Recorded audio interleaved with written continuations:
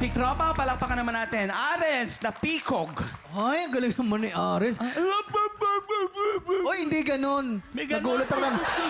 Diyan sa Biyernes. Balot. Ay, hindi ba? Sorry ka kasi kala ko papunta na sa balot eh. Iba na talaga, nag-i-evolve ng mga kanta ngayon. Dati Gagaling. ba yung sa kanya talaga. Oh, asa ang pustiso? Ang pustiso, ang pustiso.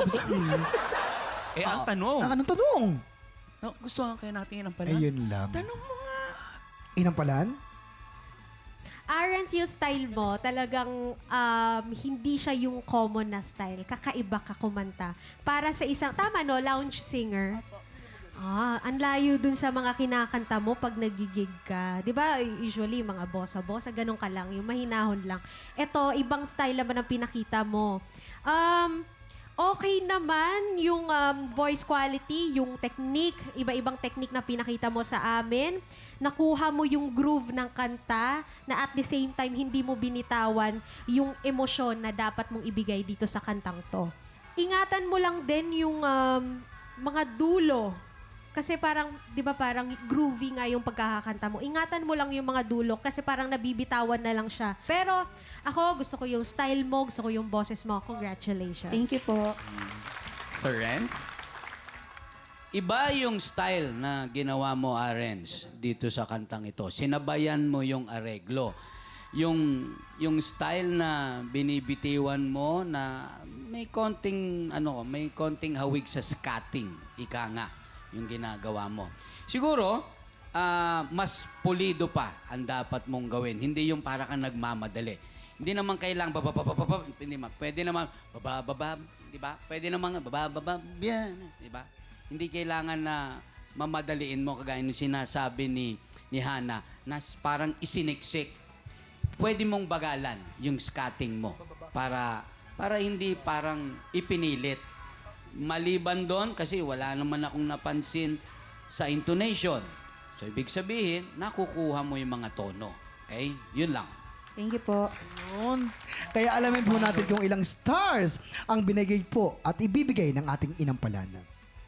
Arens, ang stars na binigay ko sa'yo ay...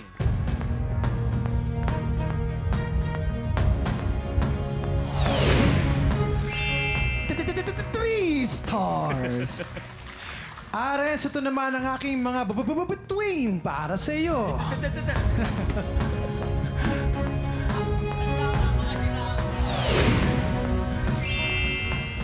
Three stars. Yung kamot. Maraming salamat mga inampalan. Thank you, my love. Thank you po. Malalaman natin kung ilang stars ang binigay sa'yo ng ating ni Hana. Eto naman. Bro. Ano yun? Oo, may humahabol na Na? pagbati sa'yo. Kasi today is your very special day, diba? Oo. Close your eyes. Close your eyes. Pakinggan mo kung sino to. 1, 2, 3, go! Ay, Baby Silva! Oo naman. Salamat at Siyempre, humabol talagang ka. galing ako ng sangre taping pero humabol ako para maibigay ko ang presensya ko para sa yung very, Thank you, very Faye. special Thank you, day, Faye. Kuya Jason. Anong wish mo? Happy birthday to you. Siyempre, ang wish ko sa'yo ay good health at sana ang family life mo, ang relationship niyong lahat ay mas mag-grow pa ng mag-grow at sana ay yung relationship mo with God ay mas manatiling matatag. Yun lang. Happy birthday, Kuya Jason. Hangad namin ang iyong kasiyahan. Thank you. Pero mga tiktropa, ngayong 2026, 100,000 pesos ang pwedeng may uwi ng hihiranging kampiyon. Kung ikaw ay 16 to 55 years old at palaban sa kantahan, sumugod na po sa ating weekly auditions every Wednesday and Thursday, 1 to 5 p.m. po dito lang sa GMA Studio 6. Hanapin lang si Nolly Bernardo. Go na mga tiktropa, mag-audition ka na. Sino kaya ang makakakuha ng mas maraming bituin at lalaban sa kampiyon na si Dimple Ampaso? Malalaman natin yan sa pagbabalik ng Tanghalan ng Kampiyon dito sa TikTok Rush!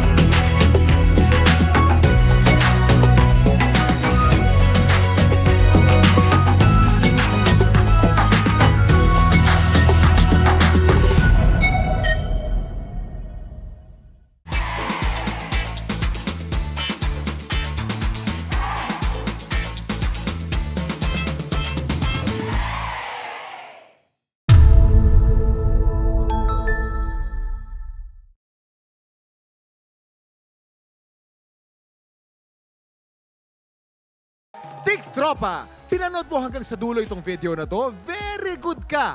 For more happy time, watch more TikTok Clock videos on our official social media pages and subscribe to GMA Network official YouTube channel.